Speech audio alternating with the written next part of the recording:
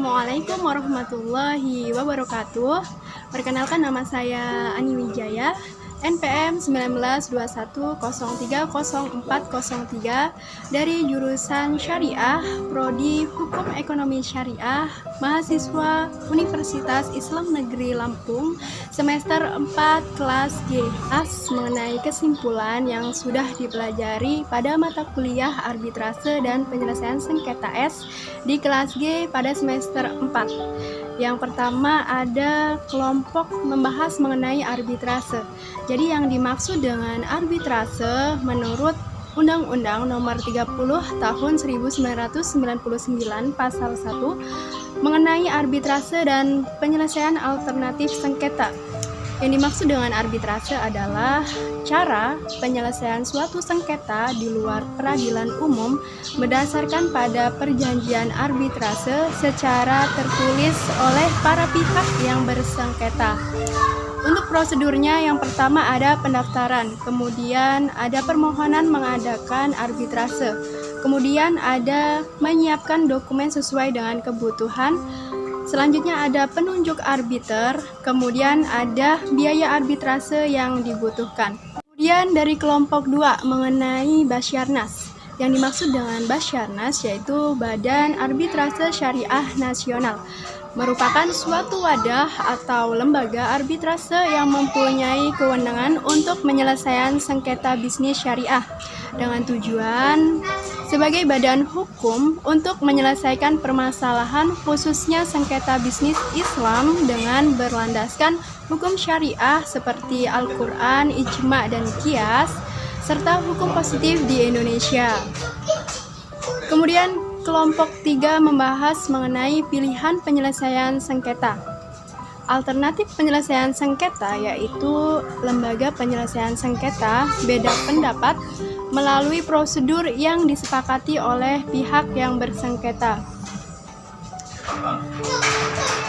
yaitu penyelesaian sengketa dengan cara konsiliasi, negosiasi, mediasi, konsilisasi atau penilaian ahli.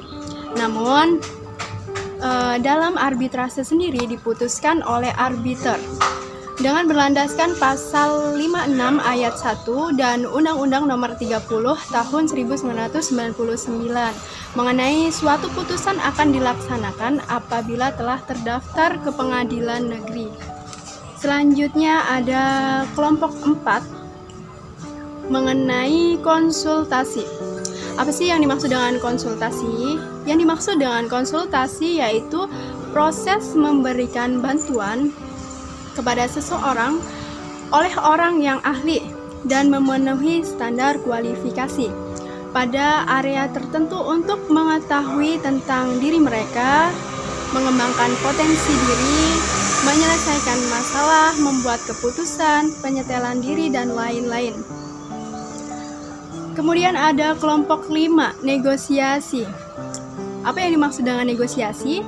Negosiasi yaitu cara untuk menyelesaikan masalah melalui diskusi secara langsung antara pihak-pihak yang bersengketa dengan hasil kesepakatan yang disetujui oleh para pihak yang bersengketa. Dalam prakteknya, negosiasi menggunakan 2 alasan. Yang pertama, untuk mencari suatu yang baru yang tidak bisa dilakukan sendiri, misalnya transaksi, jual-beli, tawar-menawar, dan lain sebagainya. Yang kedua, untuk memecahkan perselisihan antara pihak yang bersengketa. Pembahasan selanjutnya dari kelompok 6 mengenai mediasi. Apa yang dimaksud dengan mediasi? Mediasi yaitu cara penyelesaian sengketa melalui proses perundingan untuk memperoleh kesepakatan. Para pihak dengan bantuan dari mediator, proses pemecahan masalah di mana pihak luar yang tidak memihak bekerja sama dengan yang bersengketa untuk mencari kesepakatan bersama. Mediator tidak berwenang untuk memutuskan sengketa, tapi hanya membantu para pihak untuk menyelesaikan persoalan sengketa yang dialami. Kemudian ada pembahasan dari kelompok 7 mengenai konsiliasi. Yang dimaksud dengan konsiliasi yaitu penyelesaian sengketa alternatif di mana pihak yang berselisih menggunakan konsiliator yang bertemu dengan para pihak secara terpisah. Dengan para pihak secara terpisah tersebut dan bersama-sama dalam upaya menyelesaikan perbedaan mereka.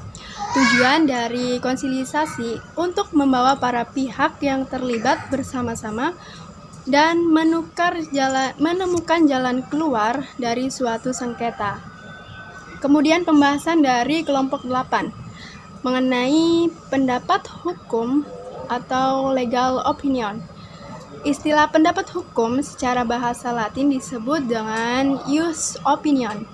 Artinya istilah yang dikenal sebagai hukum common law, yaitu pandangan atau pendapat tentang masalah hukum yang dikaji baik secara parsial, imparsial, gradual, krusial, khususnya menyangkut ketumpang tindihan permasalahan hukum. Sebagai fungsi untuk memberikan pendapat hukum atas suatu persoalan hukum agar didapat suatu keputusan atau tindakan yang tepat atas persoalan hukum yang terjadi. Nah, itulah pembahasan mengenai kesimpulan pembelajaran mata kuliah arbitrase dan sengketa S pada kelas G Hukum Ekonomi Syariah. Terima kasih. Wassalamualaikum warahmatullahi wabarakatuh.